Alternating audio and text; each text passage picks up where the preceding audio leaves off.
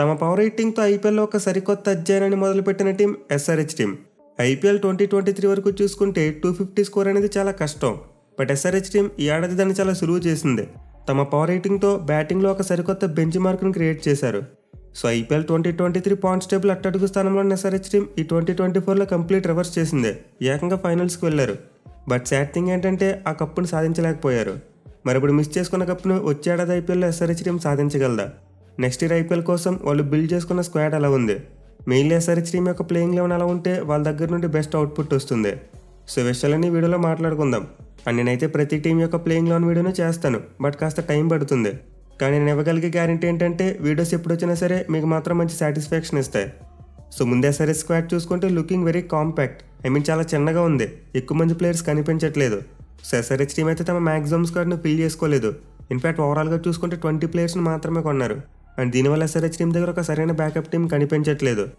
అయితే దీనికి positive side ఏంటంటే స్ట్రాంగ్ ప్లేయింగ్ లెవెన్ బిల్డ్ చేసుకోవడం. సో మీరు 25 మంది ప్లేయర్స్ని కొన్నప్పటికీ ఒక సరైన ప్లేయింగ్ టోల్ని క్రియేట్ చేసుకోలేకపోతే కప్ గెలవలేరు. అదే జస్ట్ 18 మంది ప్లేయర్స్ని స్క్వాడ్లో పెట్టుకున్నప్పటికీ ఒక సాలిడ్ ప్లేయింగ్ టోల్ ఉంటే ఈజీగా కప్ కొట్టచ్చు. సో మ్యాటర్ ఏంటంటే ఏ టీం అయినా సరే ఆ ప్లేయింగ్ టోల్ ఆడే ప్లేయర్స్ మీద ఎక్కువ ఖర్చు పెట్టాలి. సరిగ్గా ఒక 12 మంది ప్లేయర్స్ని కొనుక్కుంటే చాలు. అందులో ఒక 8 మంది జస్ట్ యావరేజ్గా పెర్ఫామ్ చేసిన మ్యాచ్లు గెలిచే అవకాశాలు ఉంటాయి. సో ఎస్ఆర్హెచ్ టీం అయితే అదే చేసింది. వాళ్ళు ఎక్కువగా తమ ప్లేయింగ్ టోల్ మీద కాన్సన్ట్రేట్ చేశారు. బ్యాకప్ ప్లేయర్స్ గురించి పెద్దగా ఆలోచించలేదు. ఇన్ఫాక్ట్ ఇలాంటి స్ట్రాటజీని ఐపీఎల్ 2024లో కేకేఆర్ టీం యూజ్ చేసింది. వాళ్ళు ఎక్కువగా మనీని ప్లేయింగ్ టోల్ ఆడే ప్లేయర్స్ మీద ఖర్చు పెట్టారు. అండ్ దానివల్ల టీం కప్ కూడా గెలవగలిగింది. సో ఎస్ఆర్హెచ్ స్క్వాడ్ చూడడానికి కాంపాక్ట్గానే కనిపిస్తున్నప్పటికీ వాళ్ళ దగ్గర చాలా మంచి ఫైర్ పవర్ ఉంది.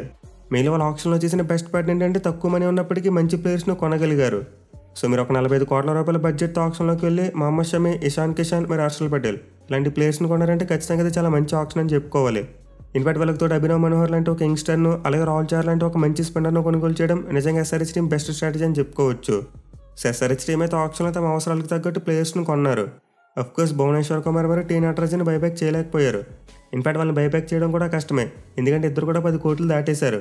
అదే మీరు షమీ మరియు హర్షల్ పటేల్ని చూసుకుంటే 18 కోట్ల రూపాయలకు వచ్చేశారు. దీంతో వాళ్ళకి ఎక్స్ట్రా ఒక 3.5 కోట్లు మిగిలినట్టు అయింది. అండ్ వాడితే అభినవ్ మనోహర్ లాంటి ఒక ప్లేయర్ను కొన్నారని చెప్పి మనం అనుకోవచ్చు. సో ఎస్ఆర్హెచ్ టీం అయితే డెఫినెట్లీ భూమి మరియు నట్టుని మిస్ అవుతుంది. బట్ సమ్వాట్ వాళ్ళకి రీప్లేస్మెంట్ ప్లేయర్స్ని అయితే పట్టుకోగలిగారు.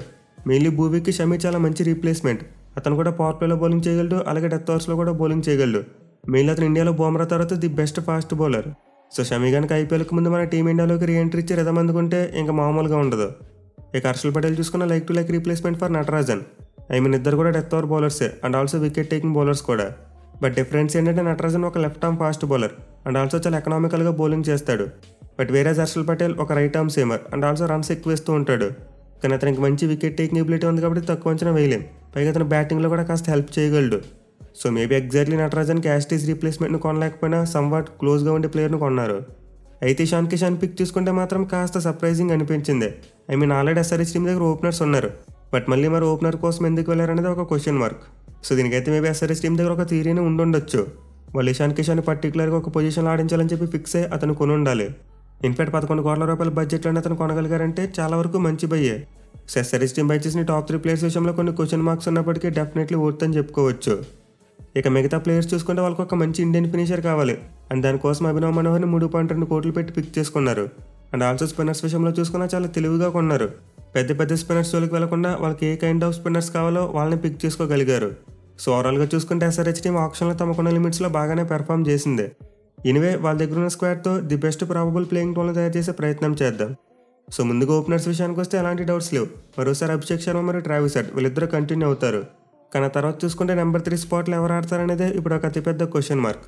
సో ఎస్ఆర్హెచ్ టీం అయితే ఎగ్జాక్ట్లీ పొజిషన్కి సరిపడే ప్లేయర్ని ఆప్షన్లో ఎవరిని కొనలేదు.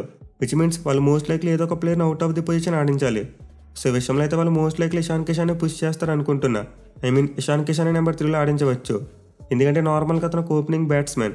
మెయిన్లీ పవర్ ప్లేలో బ్యాటింగ్ చేయడానికి ఎక్కువగా ఇష్టపడుతూ ఉంటాడు.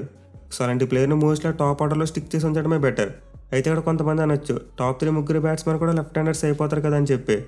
సో ఇదైతే నాకు పెద్ద డీల్ కాదనిపిస్తుంది. ముగ్గురు లెఫ్ట్ హ్యాండర్స్ ఉన్నా పర్వాలేదు, వాళ్ళు ఆడితే చాలు బాగానే. పైగా వీళ్ళ ముగ్గురు బ్యాటింగ్ అప్రోచ్ ఒకేలాగా ఉన్నప్పటికీ స్టైల్స్ మాత్రం డిఫరెంట్గా ఉంటాయి. ముగ్గురు కూడా అగ్రెసివ్ బ్యాటింగ్ చేయడానికి ఇష్టపడతారు. బట్ ట్రావిస్ హెడ్ చూసుకుంటే of side strong player and Ishan Kishan leg side strong player. Which means top ఆర్డర్లో వీళ్ళ కాంబినేషన్ వర్కౌట్ అవుతుంది. అండ్ అభిషేక్ శర్మ చూసుకుంటే 2 విధాలుగా కూడా ఆడగలడు. ఆఫ్ సైడ్ బాగా ఆడగలడు, అలాగే లెగ్ సైడ్ కూడా బాగా ఆడగలడు. సో ఐపీఎల్ 2024లో కూడా ఇద్దరు లెఫ్ట్ హ్యాండర్స్ ఆడిస్తున్నారు, ఏం బాగుంటుందని అనుకున్నాం. బట్ హెడ్ మరి అభిషేక్ శర్మ కలిసి ఎంత రచ్చ చేశారో మనం కళ్ళారా చూసాం. సో ఇప్పుడు కూడా మేబీ అది రిపీట్ అవ్వచ్చు. ముగ్గురు లెఫ్ట్ హ్యాండర్స్ ఉన్నారు మనం ఎందుకని అనుకుంటాం. బట్ ఒకసారి సీజన్ స్టార్ట్ అయ్యాక వీళ్ళ ముగ్గురు చిత్త కొడితే మొత్తం అన్ని మర్చిపోతాం. ఇన్ఫాక్ట్ ఐపీఎల్ 2024లో చూసాం ఎస్ఆర్హెచ్ టీమ్ ఇనిషియల్గా ట్రావిస్ హెడ్ని ఆడించలేదు. లెఫ్ట్ రైట్ కాంబినేషన్ కోసం అని చెప్పి మయాంక్ అగర్వాల్ని ఆడించారు. కానీ ట్రావిస్ హెడ్ని తీసుకొచ్చిన తర్వాత వాళ్ళకి అర్థమైంది లెఫ్ట్ రైట్ కాంబినేషన్ పెద్ద మ్యాటర్ కాదని చెప్పి. సో నేనైతే most likely Ishan Kishan number 3 ఆడితేనే బెటర్ అనుకుంటున్నా. ఇన్ఫాక్ట్ దీనికి మరో స్ట్రాంగ్ రీజన్ కూడా ఉంది. అదేంటంటే ఒకవేళ మీరు ఇషాన్ కిషన్ నెంబర్ 4లో ఆడిస్తే అప్పుడు నితీష్ కుమార్ రెడ్డిని నెంబర్ 3లో ఆడించాలి, విచ్ మీన్స్ అతని పవర్ ప్లేలోనే ఎక్స్పోజ్ అవుతాడు. సో నితీష్ కుమార్ రెడ్డి లాంటి ప్లేయర్ని పవర్ ప్లేలో ఎక్స్పోజ్ చేయడం అంత మంచిది కాదు. ఎందుకంటే అతను పేస్ బౌలింగ్ ఆడేటప్పుడు కాస్త టైం తీసుకుని ఆడతాడు. అదే మిడిల్ ఓవర్స్లో స్పిన్నర్స్ వేస్తున్నప్పుడు బ్యాటింగ్ వస్తే మాత్రం వచ్చేరాగానే బాధగలడు. పైకి ఇంకో విషయం ఏంటంటే నితీష్ కుమార్ రెడ్డి చాలా ఫిట్టెస్ట్ ప్లేయర్, వికెట్ల మధ్య చాలా వేగంగా పరిగెడతాడు. సో అలాంటి ప్లేయర్ని పవర్ ప్లేలో ఆడించే కంటే మిడిల్ ఓవర్స్లో ఆడిస్తేనే బెటర్.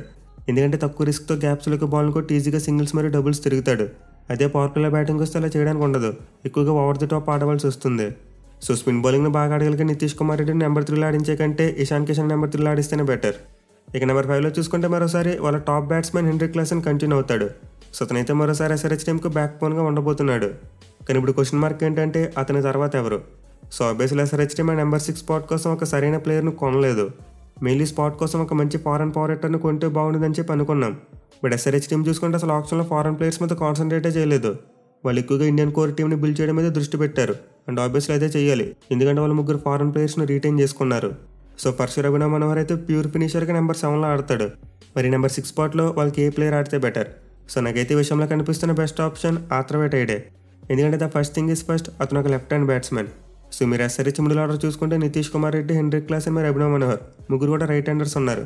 దీంతో మధ్యలో వెరైటీ కోసం ఒక లెఫ్ట్ హ్యాండర్ని ఆడిస్తే బాగుంటుంది. ఇన్ఫాక్ట్ దీనికంటే ఎఫెక్టివ్ థింగ్ ఏంటంటే అతను ఒక మంచి పవర్ హిట్టర్ కూడా. సో మీరు ఒకసారి ఆథర్వేట్ ఐడే ఒక T20 కెరీర్ చూసుకుంటే అతనికి 140 కంటే ఎక్కువ స్ట్రైక్ రేట్ ఉంది. అదే మీరు సచిన్ బేబీ లాంటి ప్లేయర్ని తీసుకున్నా, లేకపోతే కమిండు మెండిస్ లాంటి ప్లేయర్ని తీసుకున్నా వీళ్ళంత పవర్ హిట్టర్స్ కాదు, mostly anchor kind of innings ఆడే ప్లేయర్స్. సో ఇలాంటి ప్లేయర్స్ అయితే ఎక్కువగా టాప్ ఆర్డర్కు సెట్ అవుతారు. బట్ ఈ నెంబర్ 6లో మాత్రం ఆ ఫినిషర్ ఉండాలి. దీంతో ఎస్ఆర్హెచ్ టీంకి టైడ్ అయితేనే బెస్ట్ ఆప్షన్గా మారే అవకాశాలు ఉంటాయి. పైగా అతను కల్పించే మరో యాడెడ్ అడ్వాంటేజ్ అతను బౌలింగ్ కూడా చేయగలడు. సో ఆథర్వేట్ ఐడే అయితే ఒక Tilak Varma kind of player, అంటే టీంకి అవసరమైనప్పుడు ఆ కపుల్ ఆఫ్ అవర్స్ బౌలింగ్ చేయగలడు. ఇన్ఫాక్ట్ ఒక ఇంట్రెస్టింగ్ ఫ్యాక్ట్ ఏంటంటే అతనికి T20 ఫార్మాట్లో ఎకానమీ బిలో 6 ఉంది. సో అతను కొన్ని మ్యాచ్లోనే బౌలింగ్ చేసినప్పటికీ ఆ కొన్ని మ్యాచ్లో కూడా బాగా పెర్ఫామ్ చేయగలిగాడు. దీంతో ఎస్ఆర్హెచ్ టీం నెంబర్ 6లో ఆథర్వేట్ ఐడేని ఆడించగలిగితే వాళ్ళకి ఒక మంచి యూటిలిటీ ప్లేయర్గా మారే అవకాశం ఉంటుంది. ఇక తర్వాత నెంబర్ 7లో చూసుకుంటే ఇంకా ఎలాంటి క్వశ్చన్ మార్క్ లేదు, అభినవ్ మనోహర్ని తీసుకున్నారు అండ్ అతను మోస్ట్ లైక్లీ ఫినిషర్గా ఆడతాడు. ఇన్ఫాక్ట్ అతను నెంబర్ 6లో ఆడి టైడే నెంబర్ 7లో ఆడినా కూడా పర్వాలేదు. ఎస్ఆర్హెచ్ బ్యాటింగ్ అయితే డెఫినెట్లీ ఇక్కడ వరకు చాలా బలంగా ఉంటుంది. ఇక తర్వాత చూసుకునే నెంబర్ 8లో ప్యాట్ కమిన్స్, నెంబర్ 9లో హర్షల్ పటేల్ వస్తారు. అండ్ వీళ్ళిద్దరు కూడా కాస్త కూస్తో బ్యాటింగ్ చేయగలరు. మెయిన్లీ కెప్టెన్ ప్యాట్ కమిన్స్ పెద్ద పెద్ద హిట్స్ కొట్టగలడు. సో బ్యాటింగ్ డెప్త్ విషయంలో ఎస్ఆర్హెచ్ టీంకి ఎలాంటి ప్రాబ్లం లేదు. అప్ టు నెంబర్ 9 వరకు వాళ్ళకి బ్యాటింగ్ చేయగలిగే ఎబిలిటీ ఉన్న ప్లేయర్స్ ఉన్నారు. ఈవెన్ షమి కూడా చాలా గట్టిగా బాల్ను కొట్టగలిగే player. So first year batting విషయంలో అయితే మరోసారి ఎస్ఆర్హెచ్ టీం చాలా స్ట్రాంగ్గా కనిపిస్తుంది. ఇక బౌలింగ్ విషయానికి వస్తే ముందు చెప్పుకున్నట్టు నెంబర్ 8లో ప్యాట్ కమిన్స్, 9లో హర్షల్ పటేల్ ఆడతాడు. అండ్ వీళ్ళిద్దరికితో టాప్ బేస్లీ మహమ్మద్ షమి నెంబర్ 10లో ఆడతాడు. సో ముగ్గురు కూడా ఎస్ఆర్హెచ్ టీంకు మెయిన్ ఫాస్ట్ బౌలర్స్గా ఆడుతున్నారు. అండ్ వీళ్ళ కాంబినేషన్ చాలా వరకు బాగా సెట్ అవుతుంది. ఎందుకంటే షమి ఒక pure new ball bowler. And దాని మిడిల్ అండ్ డెత్ ఓవర్స్లో చూసుకుంటే ప్యాట్ కమిన్స్ మరియు హర్షల్ పటేల్ చూసుకుంటారు. ఈయన వెళ్తా కూడా నితీష్ కుమార్ రెడ్డి కూడా కపుల్ ఆఫ్ ఓవర్స్ వేయగలడు. సో భూమి మరి నట్టు లేకపోయినా ఎస్ఆర్హెచ్ పేస్ అటాక్ స్టిల్ చాలా డీసెంట్గా కనిపిస్తుంది. మెయిన్ ఎక్స్పీరియన్స్ అయితే ఎక్కడికి బయటకు పోలేదు. జెన్యున్ వికెట్ టేకింగ్ బౌలర్స్తో పాటు రన్స్ని కంటైన్ చేయగలిగే బౌలర్స్ కూడా కనిపిస్తున్నారు. ఇక నెంబర్ 11లో మెయిన్ స్పిన్నర్గా రాహుల్ చార్ ఆడతాడు. సో ఇదనైతే కదా ఫ్యూ సీజన్స్లో మరీ ఎక్స్ట్రాడినరీ పెర్ఫార్మెన్స్ ఇవ్వలేదు. బట్ స్టిల్ రాహుల్ చార్ అయితే చాలా వరకు మంచి స్పిన్నర్ అని చెప్పుకోవచ్చు. మెయిన్ అతని మీద ఒత్తిడి ఎక్కువ ఉండదు కాబట్టి బాగా పెర్ఫామ్ చేసే ఛాన్స్ ఉంటుంది. సో ఎస్ఆర్హెచ్ టీంలో ఎక్కువ కాన్సన్ట్రేషన్ వాళ్ళ పేస్ అటాక్ మీద ఉంటుంది. ఎందుకంటే వాళ్ళు ఆడే గ్రౌండ్ అలాంటిదే, అలాగే వాళ్ళ దగ్గర ఉన్న పేస్ అటాక్ అలాంటిదే. స్పిన్నర్స్ మీద ఎవరు కూడా పెద్దగా కాన్సన్ట్రేట్ చేయరు. So opponent batsmen mostly SRH పేసర్స్కి ప్రిపేర్ చేస్తారు కాబట్టి రాహుల్ చార్ ఏమైనా అవుట్ ఆఫ్ ది సిలబస్ వచ్చి పెర్ఫామ్ చేయొచ్చు. ఇన్ఫాక్ట్ అతనితో ఇంకా 3 స్పిన్ ఆప్షన్స్ ఉన్నాయి. అభిషేక్ శర్మ, ట్రావిస్ హెడ్ మరియు ఆథర్వేట్ ఐడే ముగ్గురు కూడా స్పిన్ బౌలింగ్ వేయగలరు. లేదా ఎస్ఆర్హెచ్ టీంకి ఒక ఎక్స్ట్రా స్పిన్నర్ కావాలనుకుంటే ఆడమ్ జాంపల్ లాంటి వాళ్ళు ఇంపాక్ట్ ప్లేయర్ ఆడించుకోవచ్చు. ఎందుకంటే ఇప్పటివరకు మనం చెప్పుకున్న లైనప్లో ముగ్గురు ఫారెన్ ప్లేయర్సే ఉన్నారు. దీంతో 4th ఫారెన్ ప్లేయర్గా ఎస్ఆర్హెచ్ టీంకి ఆడమ్ జాంపల్ లాంటి స్పిన్నర్ ఆడించుకునే ఛాన్స్ ఉంటుంది. బట్ ఇది మోస్ట్లీ స్పిన్ బౌలింగ్ అనుకూలించే పిచ్ల మీదే చేస్తారు. అదే పేస్ బౌలింగ్ అనుకూలించే వికెట్స్ మీద అయినా సరే, లేదా ఫ్లాట్ వికెట్స్ మీద అయినా సరే మోస్ట్ లైక్లీ జయదేవ్ ఉనాద్కర్ ఆడించే అవకాశాలు ఉంటాయి. ఎందుకంటే జయదేవ్ ఉనాద్కర్ తన లెఫ్ట్ ఆర్మ్ సీమ్ బౌలింగ్తో ఒక వెరైటీ తీసుకురాగలడు. మెయిన్లీ పవర్ ప్లేలో షమికి మంచి సపోర్ట్ ఇచ్చే బౌలర్గా టర్న్ అవుతాడు. సో ఎస్ఆర్హెచ్ టీం కనుక ఒక ఎక్స్ట్రా పేసర్తో వెళ్ళాలనుకుంటే జయదేవ్ ఉనాద్కర్తో వెళ్తారు. లేదు స్పిన్నర్ కావాలనుకుంటే ఆడమ్ జాంపల్ ఆడిస్తారు. ఈవెన్ పేస్ బౌలింగ్ విషయంలో ఉనాద్కర్ ఫెయిల్ అయితే ఇంకా ఆప్షన్స్ ఉన్నాయి. వాళ్ళు ఈశాన్ మలింగ లాంటి ఒక శ్రీలంక ఫాస్ట్ బౌలర్ని కొన్నారు. అలాగే సిమర్జీత్ సింగ్ని కూడా తీసుకున్నారు. సో ఒకవేళ ఉనాద్ కట్ ఫెయిల్ అయితే వీళ్ళిద్దరు ఎవరో ఒకరిని ట్రై చేసుకోవచ్చు. లేదు ఇంకో పేస్ ఆల్రౌండర్ని ఆడిస్తామంటే బ్రైడెన్ కార్స్ కూడా చాలా మంచి ఆప్షన్ అవుతాడు. సో సీమ్ బౌలింగ్ ఆప్షన్ విషయంలో అయితే ఎస్ఆర్హెచ్ టీంకి చాలా ఆప్షన్స్ ఉన్నాయి. Even Brydon cars, Pat Cummins లాంటి వాళ్ళకి ఒక బ్యాకప్ అవుతాడు. ఇన్ఫాక్ట్ వీళ్ళు ఎవరో ఒకరిని కావాలనుకుంటే మెయిన్ పేసర్స్తో కూడా రీప్లేస్ చేయొచ్చు. ఒకవేళ మెయిన్ పేసర్స్ కూడా సరైన ఫామ్లో లేకపోతే అప్పుడు వాళ్ళని పక్కన పెట్టి వాళ్ళని ఆడించుకోవచ్చు. సో డెఫినెట్లీ పేస్ బౌలింగ్ విషయంలో అయితే ఎస్ఆర్హెచ్ టీం బలంగా కనిపిస్తుంది. ఎనివే ఓవరాల్గా నేనైతే ఎస్ఆర్హెచ్ టీం ఈ ప్రాబబుల్ ప్లేయింగ్ 12తో ఆడితే బెటర్ అనుకుంటున్నా. మెయిన్లీ లైనప్లో ఉన్న ప్లేయర్స్ ఇంజరీ అవనంత వరకు ఎస్ఆర్హెచ్ టీంకి ఎలాంటి ప్రాబ్లం ఉండదు. ఎందుకంటే వీళ్ళలో ఉన్న మోస్ట్ ఆఫ్ ది ప్లేయర్స్ కన్సిస్టెంట్గా 14 మ్యాచ్లో రాణించగలిగే ఆటగాళ్ళు. సో ఒకవేళ ఎస్ఆర్హెచ్ దరిద్రం కొద్ది ఎవరైనా పెద్ద ప్లేయర్కి ఇంజరీ అవుతేనే అప్పుడు వాళ్ళకి కష్టంగా మారుతుంది. ఎందుకంటే వాళ్ళ దగ్గర సరైన బ్యాకప్ ప్లేయర్స్ లేరు. బట్ వాళ్ళ మెయిన్ ప్లేయర్స్ ఇంజరీ అవనంత వరకు ఎస్ఆర్హెచ్ టీం యొక్క playing 12 one of the strongest playing 12 అని చెప్పుకోవచ్చు ఈ సీజన్లో. మరి మీరు ఎస్ఆర్హెచ్ టీం లైనప్ విషయంలో ఏమనుకుంటున్నారు? వాళ్ళు ఏ ప్లేయర్స్ ఆడితే బాగుంటుంది కింద కామెంట్ చేయండి. Thank you for watching. Have a nice day.